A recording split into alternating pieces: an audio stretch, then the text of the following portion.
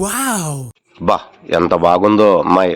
చేసుకుంటే ఇలాంటి అమ్మాయినే చేసుకోవాలి. బండి లేదే ఎలా?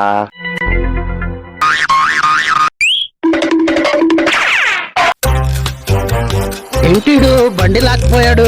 మేడం 100 రూపాయలు కొట్టండి.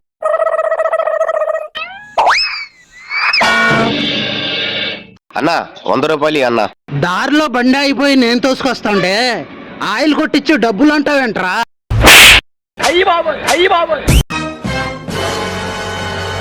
పెట్రోల్ కొట్టండి. ఏంట్రా నువ్వు చేసింది?